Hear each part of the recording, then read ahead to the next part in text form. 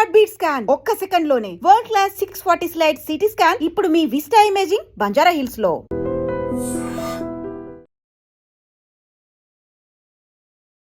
నమస్కారం, welcome to I dream. ధర్మ మార్గం విత్ విజిత కార్యక్రమానికి స్వాగతం.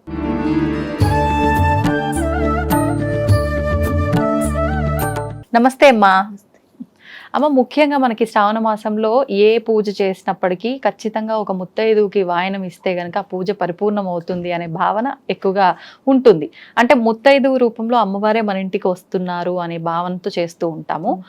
అసలు ఈ వాయనాలు ఎవరికి ఇవ్వాలి, అసలు వాయనం రూపంలో మనం ఇచ్చే వస్తువులు ఏంటి శాస్త్రపరంగా చూసుకుంటే, వాటి గురించి వివరణ ఇవ్వండి. వాయనం కూడా మీరు ఏమిస్తారో ఒకసారి చూసుకుంటే అసలు ఎవరైనా మన ఇంటికి వచ్చారు అంటే అమ్మవారే. ఆ అమ్మవారికి మీరు చూస్తే మనం మామూలుగా వడి బియ్యం పోస్తాం కదా, ఇక్కడ ఏం చేస్తున్నారు, శనగలు నానబెట్టి ఆ శనగలు ఏవైతే ఉన్నాయో ఆ నానిన శనగల్ని మనం ఇస్తున్నాం. అంతేకాకుండా అక్కడ ఇస్తున్న చూడు చనివిడి ఇస్తాం. ఆ చనివిడి ఇచ్చి, అంటే చనివిడి చక్కగా కొబ్బరి వేసి చనివిడి ఇస్తాం. ఇంక పళ్ళు తాంబూలం, ఇంకా తర్వాత మన శక్తి కొద్దీ మనం ఏమి ఇవ్వగలిగితే అది ఆవిడకి సమర్పించుకుంటున్నాం. ఎందుకంటే దేవత మన ఇంటికి.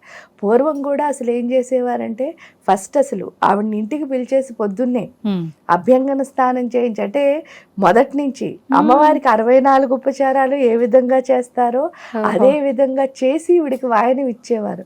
ఇప్పుడు జరుగుతున్న కాలమాన పరిస్థితుల ప్రకారం అంత చేయడానికి వీళ్ళకి ఓపిక తక్కువ ఉన్నది, వాళ్ళకి తీసుకోవడానికి ఓపిక టైము, ఈ 2 ప్రాబ్లముల వల్ల చేయటం లేదు. కానీ లేకపోతే ఆ తర్వాత కాలంలో కూడా మొత్తం సున్నిపిండి అవన్నీ వాళ్ళ ఇంటికి ఇచ్చేవారు ముందు రోజు, ఎవరిని పిలిస్తే వాళ్ళకి. ఇంక ఇప్పుడు అది కూడా తగ్గింది. జస్ట్ వాయనానికి మాత్రం అది కూడా రావడం చాలా కష్టంగా ఉన్న రోజులు. ఇక్కడ వాయనం ఇచ్చి ఏం నేర్పించాలనుకున్నారంటే, ఒకళ్ళ మీద ఇంకోళ్ళకి నిజంగా చెప్పాలి అంటే, ఈ సృష్టిలో సర్వస్వరూపే సర్వేసే సర్వశక్తి సమన్వితే, ప్రతి ఒక్కళ్ళలోనూ ఆ దేవతే ఉన్నది. ఎవరు అంటే దుర్గాదేవి నమోస్తుతే అని చెప్పారు. అంటే దుర్గాదేవి ప్రతి ఒక్కళ్ళలోనూ ఉందని అందరికీ తెలుసు. కానీ యాదేవి సర్వభూతేషు స్మృతి రూపేణ సంస్థిత. మనం కొంచెం మర్చిపోయింది ఏంటి అంటే స్మృతి. ఆ స్మృతి ఎలా కలుగుతుంది అని ఒకసారి ఆలోచిస్తే అది ఎలా వస్తుంది అంటే స్పర్శ చికిత్స ద్వారా మాత్రమే. స్పర్శ అంటే ఏంటి? టచ్, ఒకళ్ళొకళ్ళు ముట్టుకోవడం. ఇక్కడ ఎందుకు స్పర్శ చికిత్స ద్వారా స్మృతి వస్తుంది అని అన్నప్పుడు మీరు ఒక్కసారి ఆలోచిస్తే మన జీవితం మొదలైంది. ఫస్ట్ భూమి మీదకి వస్తాం, రాగానే తల్లితో బిడ్డని ఎప్పుడు కట్ చేస్తారో ఫస్ట్ బిడ్డ చేసే పని ఏంటి అని ఒకసారి చూస్తే ఏడుపు వస్తుంది, ఏడుస్తాం మనం. ఆ ఏడవడం ఎందుకు అంటే, అమ్మో ఇంత పెద్ద ప్రపంచంలో నాకెవ్వరూ లేరు, నేను ఒంటరి అని అనిపిస్తుంది. ఎందుకంటే తల్లి నుంచి విడిపోవడం వల్ల. అప్పటి వరకు తల్లితో ఏముంది, చక్కగా కలిసి ఉన్నాం. ఈ కలిసున్న మనం కాస్త ఎప్పుడు విడిపోయామో, ఇంత పెద్ద ప్రపంచంలో నాకెవరూ లేరు అనిపిస్తోంది. ఆ ఒంటరితనం వల్ల ఏడుపు మొదలు పెట్టగానే అదే తల్లి చూడండి దగ్గరికి తీసుకుని మన ఎలా ఎప్పుడైతే కౌగిలించుకుంటుందో, ఒళ్ళోకి తీసుకుంటుందో, వెంటనే ఏడుపు ఆపేస్తాం.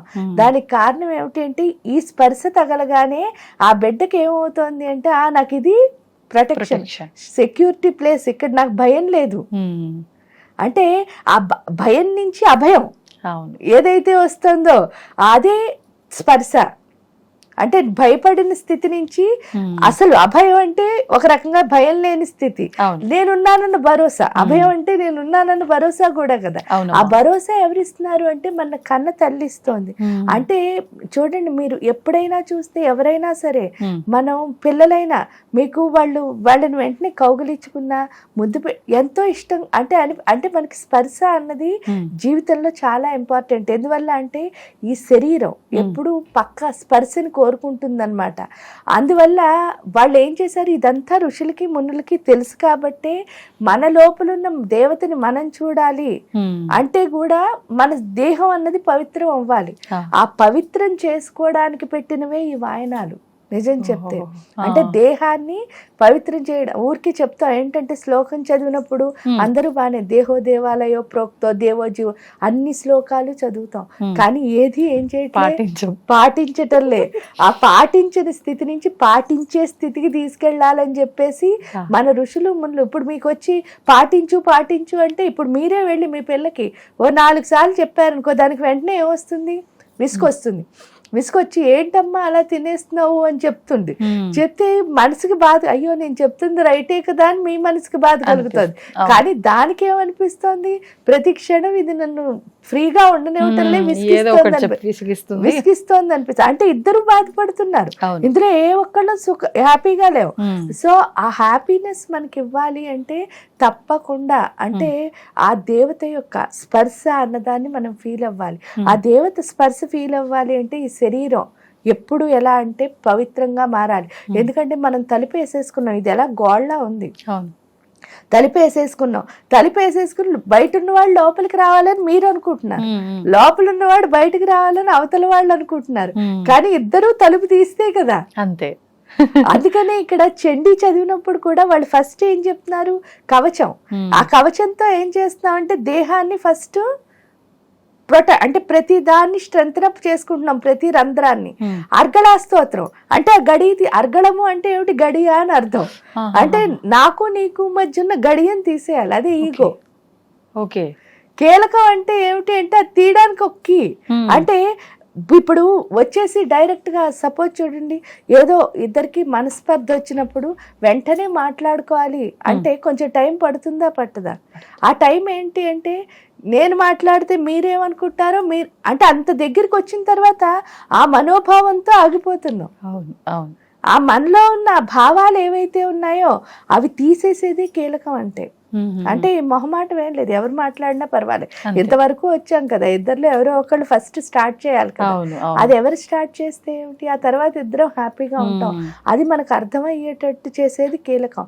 అందుకని చెప్పేసి ఇక్కడ వీళ్ళు ఏం చేశారంటే ఈ స్పర్శ ద్వారా అంటే ఎంత ఎక్కువ దగ్గరగా ఉంటామో, అంటే మీరు నేను ఎంత ఎక్కువ దగ్గరగా ఉంటామో అంత కనెక్షన్ అన్నది బిల్డప్ అవుతుంది.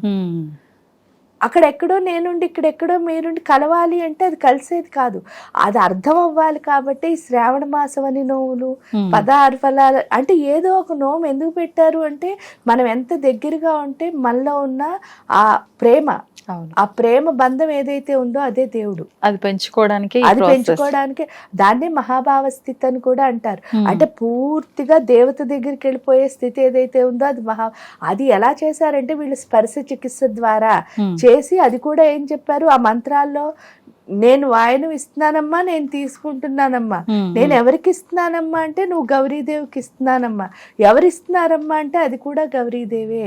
అవును, ఈవెన్ పెళ్ళైనప్పుడు కూడా పెళ్లి కొడుకుని పెళ్లి కూతుర్ని మీరు చూస్తే వాళ్ళు ఏమంటున్నావు, విష్ణుమూర్తి లక్ష్మీదేవి కింద కొలిచే చేస్తున్నావు. ఎందువల్ల అంటే ఇక్కడ ముగ్గురే భార్యాభర్తలు ఉంటారమ్మా. అందుకే ఎవరైనా దెబ్బలాడుకున్నా ఏం లేదమ్మా ఇవన్నీ చిన్న సమస్యలు అంటే బాధ వేస్తుంది, కానీ రియల్ గా అవన్నీ చిన్న సమస్యలే. వాళ్ళు కూర్చుని ఆలోచించుకున్నా అర్థమవుతుంది.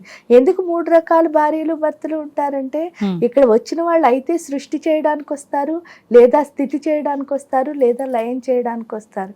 సృష్టి చేయడానికి వచ్చిన వాళ్ళు ఎవరు, బ్రహ్మగారు సరస్వతీ దేవిలా ఉంటారు. అంటే వాళ్ళ క్రియేషన్ బోల్డ్ అని క్రియేట్ చేస్తూ ఉంటారు కొత్త కొత్తవి. బ్రహ్మగారు అంటే చూడండి ఆయన పూర్తిగా రజోగుణ సంపన్నుడు, అమ్మవారు ఏంటి అంటే సత్వగుణ సంపన్నురాలు. ఆవిడ ఎప్పుడు చాలా కామ్ గా జ్ఞానంతో పూర్తిగా ఉంటుంది, దీనికి చిరాకు ఎక్కువ. ఈ రెండు కలిస్తేనే సృష్టి అవుతుంది, బ్యాలెన్స్ అవుతుంది. ఇంకా స్థితి వచ్చేసరికి విష్ణుమూర్తి లక్ష్మీదేవి. విష్ణువుని చూడండి ఆయన తమో గుణం, అమ్మవారేంటి రజోగుణం. ఈయనేంటి చేయాలి, దుష్ట శిక్షణ శిష్ట రక్షణ అంటే 2 చేయాలి.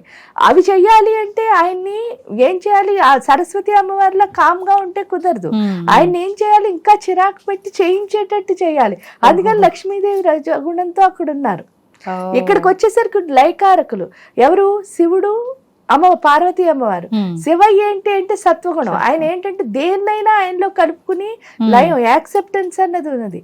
కానీ అమ్మవారు ఏం చేస్తుంది, ఏది మంచో దాన్ని కలుపుతుంది, ఏది చెడో అంటే అక్కడ తమో గుణం. మరి అలా ఇక్కడికి వచ్చిన భార్యాభర్తలు ప్రతి ఒక్కళ్ళు అలాగే ఉంటారు. అందుకని ఇద్దరు క్వాలిటీస్ ఎప్పుడు ఒకటవుతాయనుకోవడం చాలా తప్పు, అవదు అసలు. ఆ అవ్వని ఇద్దరు క్వాలిటీస్ ఒకేలా చేసుకుని వాళ్ళు ఎలా నడుపుతున్నారో సృష్టిని అలాగే మనం నడపడం నేర్చుకుంటే కనుక మనం వచ్చిన పర్పస్ ఆఫ్ లైఫ్ అన్నది అర్థమవుతుంది.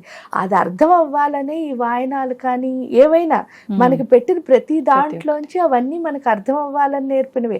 పైగా స్త్రీలకే ఎక్కువ నోములు పెట్టడానికి కూడా రీజన్ ఏంటి అంటే ఒక స్త్రీ మారితే ఆ ఇల్లు మారుతుంది. ఎందుకంటే అమ్మకున్న లక్షణం ఏమిటి? వాయుతత్వం. అవును.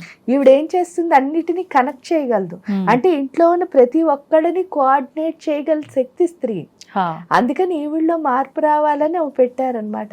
ఆ విధంగా వాళ్ళు చెప్పినవి చెప్పినట్టు మనమేమి అనాలిసిస్ చేయకుండా వాళ్ళు ఇచ్చిన ప్రకారం మనం చేయగలిగితే తప్పకుండా వాళ్ళు కోరుకున్న మార్పు మన లోపల వస్తుంది. ఎందుకంటే ప్రతి చిన్న సింగిల్ ఎక్స్ప్లెయిన్ చేసి చెప్పడం కొన్నిసార్లు అవ్వదు. కాబట్టి వాళ్ళు ఇచ్చిన ప్రకారం మనం ఆ రూట్లో అంటే ఏం ఆలోచించకుండా కొంచెం భక్తిగా కనుక చేసి మనసు లగ్నం చేస్తే ఆ మార్పు ఎప్పుడైతే మనలో వస్తుందో మన ప్రపంచం మొత్తం ఎలా ఉంటుంది అంటే మన ఋషులు మునులు ఏ విధంగా అయితే ఆ సమయం నుంచి, ఎందుకంటే అప్పుడు చాలా గొప్పగా ఉండేవారు, అలా మనం మళ్ళీ మారే స్థితి అన్నది. అంటే మీరు ఏ పని చేస్తున్నారో అందులోనే ఋషిలా ఉండాలి. అవును. ఋషి అంటే ఏదో మంత్రాలు చేయడం, తపస్సు చేయడం, మీరు చేస్తున్న పనే మీరు తపస్సులా చేయాలి. ఎందుకు వచ్చిన గొడవరా అన్నట్టు చేయకూడదు. అది భక్తిగా చేయాలి, ఉండకూడదు. అది ఇష్టంగా చేయాలి. ఆ స్థితి ఎప్పుడు వస్తుంది అంటే మన పెద్దవాళ్ళు చెప్పిన ప్రకారం మనం నడుచుకుంటే చాలా వచ్చేస్తుంది. ఈ వ్రతాలు నోముల్లో కూడా మనకున్నది అదే, మనలో తెచ్చే మార్పు. అమ్మ, ఇప్పుడు ఒక చిన్న డౌట్, ఈ వాయనం తీసుకోవడము ఇవ్వటము ఇదంతా అంటే ఎవరైనా మనం ఎలాంటి స్థితిలో ఉన్నామో తెలీదు, అంటే కొన్ని మహిళలు అంటూ ఇలాంటివి ఉంటాయి, పీరియడ్స్ లో ఉండుంటారు, వాళ్ళు వాయనానికి పిలిచినప్పుడు మనం అట్లా వెళ్ళొచ్చా? ఒకవేళ పీరియడ్స్ వచ్చిన వాళ్ళు ఎన్ని రోజుల తర్వాత వాయనానికి వెళ్ళొచ్చు? వాయనానికి వెళ్ళొచ్చు అంటే మామూలుగా ఉపాసన విధానానికి వచ్చేసరికి తంత్రశాస్త్రం ప్రకారం వెళ్ళినా తప్పు లేదు. కానీ మిమ్మల్ని ఎవరు పిలిచారో ఆ ఇచ్చిన వాళ్ళ పద్ధతి ప్రకారం వాళ్ళకి చెప్పేసి వాళ్ళకు ఓకే అయితే మీరు హ్యాపీగా వెళ్ళొచ్చు. వాళ్ళు వద్దు అంటే మీరు మానేయచ్చు. మానేసినా కూడా 5వ రోజు తర్వాత లేదా 5వ రోజు నుంచి కూడా మనం వాయనానికి వెళ్ళడంలో తప్పులేదు. Okay okay. అంటే నార్మల్గా కొంతమంది ఈ విషయం పక్కన పెడితే భర్త లేని స్త్రీలు కూడా వాయనం తీసుకోవచ్చు, అంటే పసుపు కుంకుమలు వాళ్ళకి భర్తతో వచ్చినవి ఏమీ కాదు, కాకపోతే అవి కొన్ని కట్టుబాట్లలో ఆచరిస్తున్నారు కాబట్టి తీసుకోవాలని ఇవ్వాలని ఉంటే తీసుకోవచ్చు అంటారు. తప్పులేదంటారమ్మా? తప్పులేదు. ఇచ్చిన వాళ్ళ మనసు. ఇప్పుడు ఇచ్చేవాళ్ళు వాళ్ళకి ఇవ్వచ్చు అని వాళ్ళు హ్యాపీగా ఇస్తే తీసుకోవచ్చు. వాళ్ళకి ఇష్టం లేనప్పుడు మనం వెళ్ళి తీసుకోకూడదు. Okay okay. ఎందుకంటే వాళ్ళ అభిప్రాయం, వాళ్ళ సెంటిమెంట్, ప్రతి దాన్ని గౌరవించాలి సృష్టిలో. ఎందుకంటే ఒక దేవతకి ఒకటి నచ్చుతుంది, ఆ ప్రకారమే మనం వెళ్ళాలి తప్ప మన అభిప్రాయం ప్రకారం దేవతను నడవమని అడగకూడదు. కాబట్టి మనం ఇవ్వడానికి ఎవరైతే పిలిచారో వాళ్ళ యొక్క పద్ధతి ప్రకారం మనం ముందుకు వెళ్ళాలి. నాకు ఇది అని చెప్పినప్పుడు వాళ్ళకి ఓకే అనుకుంటే మనం అక్కడికి తప్పకుండా వెళ్ళాలి. కానీ దోషం ఏముండదా? ఇచ్చినా తీసుకుంటా అది ఏమిటి అని అంటే అసలు తప్పు కాదు. నిజం చెప్తే సువాసిని అర్చన ప్రీత శోభన శుద్ధ మానస. సువాసిని అంటే భర్త ఉన్న స్త్రీ అని కాదు, మంచి ఆలోచన ఉన్న స్త్రీ అని అర్థం. మంచి ఆలోచన. ఇప్పుడు చూడండి, చాలా మందికి భర్త ఉండరు కానీ వాళ్ళ ఇంట్లో అందరికీ తల్లో నాలుకలా ఉండి అందరి పనులు వాళ్లే చేస్తూ వాళ్ళు లేకపోతే ఇంకేం లేదు అనిపించేటట్టు ఎంతో మంచిగా ఉంటారు. అంటే వాళ్ళ మంచి మనసు ఏదైతే ఉందో అది. ఇప్పుడు చూడండి, కొంతమందికి పిల్లలు ఉండకపోతే చాలా మంది వాళ్ళతో ఏ పని చేయనివ్వరు. కానీ పిల్లలు ఎవరికి ఉండరు అన్నది మనకి తెలిసిందనుకోండి, అప్పుడు మనం అసలు ఆ పనే చెయ్యం. ఎందుకంటే రుణానుబంధ రూపేణ ఎప్పుడైనా మనకి పూర్వజన్మలో ఏమైనా రుణానుబంధాలు ఉండిపోతేనే ఈ జన్మలో వాళ్ళు పిల్లల కింద వస్తారు. మనకి ఆ రుణానుబంధమే లేదనుకోండి, పిల్లలు అంటే వీళ్ళంత ఫ్రీగా ఉన్నారనమాట. ఇప్పుడు మళ్ళీ తెచ్చుకోవడం, కానీ దానివల్ల ఎంతో బాధపడతారు చాలా మంది. బాధపడి చివరికి దేవుళ్ళకి మొక్కి వచ్చి వరకు ట్రై చేసి అది వచ్చిన తర్వాత అప్పుడు హ్యాపీ ఫీల్ అవుతారు. కానీ నిజంగా కూడా అది ఎంతో, అది కూడా మంచిదే. పిల్లలు పుట్టకపోవడం అంటే మంచిదంటే కాదు, పూర్వజన్మలో వాళ్ళకి రుణానుబంధాలు ఏమీ లేనప్పుడే ఈ జన్మలో పిల్లలు రారు అని అంటారు. తీసుకోవాల్సిన అవసరం లేదు, ఎవరు వాళ్ళని తప్పుగా అనాల్సిన అవసరం లేదు. కానీ ఎన్ని విమర్శలు వస్తే ఆ విమర్శలకు పాపం వీళ్ళు కూడా చాలా ఇబ్బంది పడతారు. ఇది కూడా ఒక కర్మేమో, ఈ రకంగా విమర్శలు పడ్డాం. ఓకే. ఇలా విమర్శించబడుతున్నారు అంటే వీళ్ళు గత జన్మలో ఎవరైనా విమర్శించి ఉండొచ్చేమో అలా అనుకోవచ్చు, లేదా ఈ జన్మలోనే వీళ్ళతో ఏదో చేసి ఉండొచ్చు. ఎందుకంటే ఆ జన్మలో వాళ్ళకి రుణానుబంధం లేదు, అవును, ఇక్కడ ఏదో చేసుకుని అయ్యి ఉండొచ్చు కదా. ఉండొచ్చు. Okay, ధన్యవాదాలమ్మా. And for more videos, Please subscribe to iDream. Please subscribe to iDream. Please subscribe iDream. And please subscribe to iDream. For more videos, subscribe to iDream. please like, share and subscribe to the channel. Congratulations, iDream. Subscribe to iDream. Subscribe to iDream. So subscribe to iDream Media. iDream ki iDream team andarki huge congratulations. Please subscribe iDream Media. Please subscribe to iDream. Subscribe iDream. Please subscribe to iDream. iDream అంటే నా కళల channel subscribe చేసుకున్న నోరు తిరుగుతలేదు, మీరైతే గంట గుర్తు కొట్టండి. For more such videos, please subscribe to iDream. Subscribe to iDream. Please subscribe to iDream. Please subscribe iDream Media. Please do subscribe to iDream. Please subscribe to iDream Media. For best entertainment and information, please subscribe iDream. And don't forget to subscribe to iDream.